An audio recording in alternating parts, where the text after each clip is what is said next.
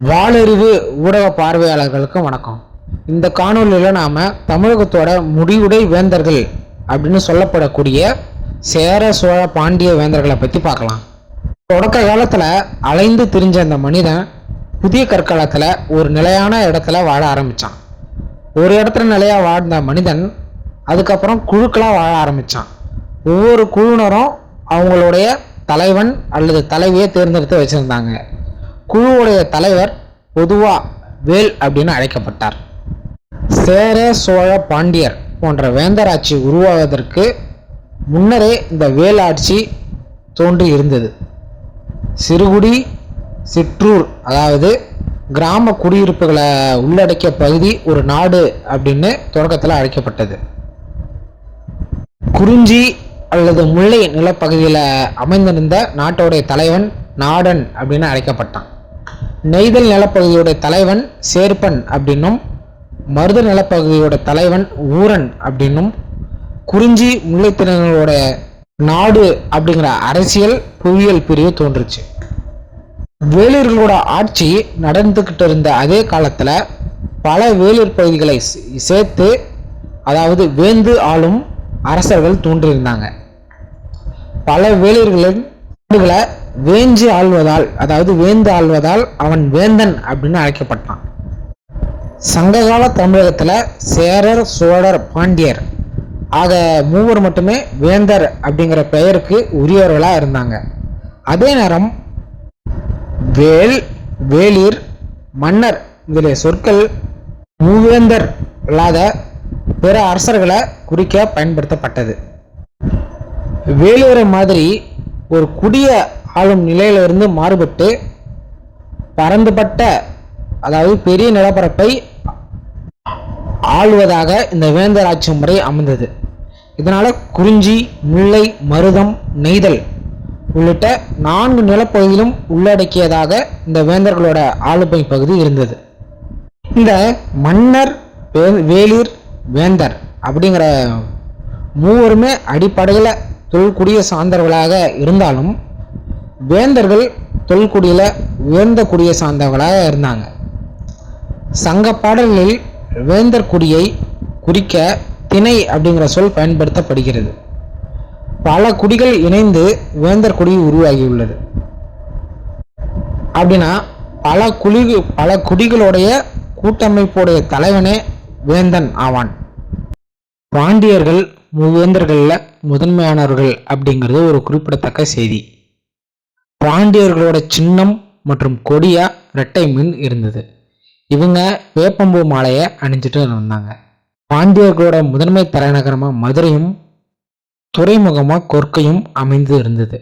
சங்ககால பாண்டிய மன்னர்கள் மாறன், வழுதி, செழியன், தென்னர் இது போன்ற பட்டங்களை சூட்டிக்கிட்டாங்க. பாண்டிய நாடானது தென்புலம் அப்படின்னும் அழைக்கப்பட்டுச்சு. தென்புலம் அப்படிங்கிற அந்த பெயருக்கு ஏற்ற மாதிரி பாண்டியர்களோட நாடு தெற்குல குமரி கடலை எல்லையா கொண்டிருந்தது. மேற்கில் மலையையும் கிழக்கில் கடலையும் வடக்கில் சோழ நாட்டையும் எல்லையா கொண்டிருந்தது. இப்போதைக்கு கிடைச்சிருக்க சான்றுகளோட அடிப்படையில் நம்ம பார்த்தோம் அப்படின்னா பாண்டிய மரபானது கிமு 3ஆம் நூற்றிலிருந்து கிபி 17ஆம் நூற்றாண்டு வரை ஒரு தொடர்ச்சியான வரலாற்றை கொண்ட அரச மரபாக இருக்கு. பாண்டியர்களை பற்றி நம்ம பார்த்துட்டோம். அடுத்து சேரர்களை பற்றி பார்க்கலாம். சேரர்களோட சின்னம் மற்றும் கொடியா வில்லம்பு இருந்துச்சு. இவங்க பனம்பு மலையை அணிஞ்சிட்டு வந்தாங்க. சேரர்களோட தலைநகரா வஞ்சி மற்றும் கரூர் இருந்தன. முசிறி மற்றும் தொண்டி இது அவங்களோட முதன்மையான துறைமுக நகரங்களாக இருந்தது. ஆதவன், குட்டுவன், வானவன், இரும்பறை இது போன்ற பட்டங்களை அவங்க சூடிக்கிட்டாங்க. சேர நாடானது குடபுலம் அப்படின்னும் அழைக்கப்பட்டுச்சு. சேர நாடானது மேற்கு கடற்கரை ஓரமா அமைந்து இருந்தது. கொங்கு மண்டலமும் இவங்களோட கட்டுப்பாட்டில் தான் அப்போதைக்கு இருந்துட்டு வந்தது. வடக்கில் வானவாறு முதல் தெற்கில் கொல்லம் வரை சேர நாடு பரவி இருந்தது. சேரர்கள் வடவர்களால் அப்படின்னு குறிப்பிட்டு வந்தாங்க. எனக்கு எப்படி கேரளர் இப்போ வாயில வரலையோ அதே மாதிரி அவங்களுக்கு சேரலர் வாயில வரல போல. அதனால அவங்க கேரளர் அப்படின்னு அழைச்சிட்டு வந்தாங்க. மேலும் அந்த சொல் வடமொழிகளான பாலி மற்றும் பிராகிருதத்தில் தெரிந்து இருந்தது. சோழர்களை பொறுத்தவரை புலி அவங்களோட கொடியாகவும் அரச சின்னமாகவும் இருந்தது. இவங்க அத்திப்பூ மாலையை அணிஞ்சிட்டு இருந்தாங்க. உறையூர் மற்றும் பூம்புகார் இவங்களோட தலைநகரங்களா இருந்தன. சோழர்களோட முதன்மை தலைநகரமா உறையூரும் துறைமுகமா பூம்புகாரும் அமைந்திருந்தது. சோழர்கள் சென்னி, செம்பியன், கிள்ளி, வளவன் அப்படிங்கிற பட்டப்பெயர்களை சுட்டி கொண்டாங்க. சோழ நாடானது குணபுலம் அப்படின்னு அழைக்கப்பட்டது. சோழ நாடானது கிழக்கு கடற்கரை ஓரமாக அமைந்திருந்தது. தொண்டை மண்டலமும் சோழர்களோட கட்டுப்பாட்டில் தான் இருந்தது. மூவேந்தர்களை பற்றி சங்க பாடல்கள் பல செய்திகளை கூறுது. சேரர்களை பற்றி 18 அப்படிங்கிற நூல் விரிவாக கூறுது. 18 10 சேர மன்னர்களோட வரலாறு கூறப்பட்டிருக்கு. சோழர் மற்றும் பாண்டியர்களை பற்றி நாம் அறிந்து கொள்வதற்கு அகநானூறு, புறநானூறு, பட்டினப்பாலை அப்படின்னு பல இலக்கியங்கள் நமக்கு உதவியாக இருக்குது. சங்ககால தமிழகத்தில் சேர, சோழ, பாண்டியர் இந்த மூவேந்தர்களை தவிர்த்தும் பல்வேறு சில குறுநில மன்னர்களும் ஆண்டுகிட்டு வந்தாங்க. அது மட்டும் இல்லாமல் வேலர்களும் அப்போதைக்கு ஆட்சியில் இருந்தாங்க. அவங்கள பற்றியும் சங்க இலக்கியங்களில் பாடல்கள் பாடப்பட்டிருக்கு. சங்ககால தமிழரசர்கள் பற்றிய தமிழின் அகச்சான்றுகளை தவிர பல்வேறு புறச்சான்றுகளும் இருக்கு. கிமு 2ஆம் நூற்றாண்டை சேர்ந்த கிரேக்க பயணியான அகஸ்தனிஸ் அவர் எழுதின இண்டிகா அப்படிங்கிற நூலில் பாண்டியர்களை பற்றி குறிப்பிட்டிருக்காரு. குறிப்பாக பாண்டிய நாடு முத்து ஏற்றுமதியில் சிறந்து விளங்கியதை பற்றி அவர் குறிப்பிட்டிருக்காரு. மௌரிய பேரரசரான அசோகன் அவனுடைய கல்வெட்டுகளில் சேர, சோழர், பாண்டியர் மற்றும் அதிர்களை பற்றி கூறுகிறான்.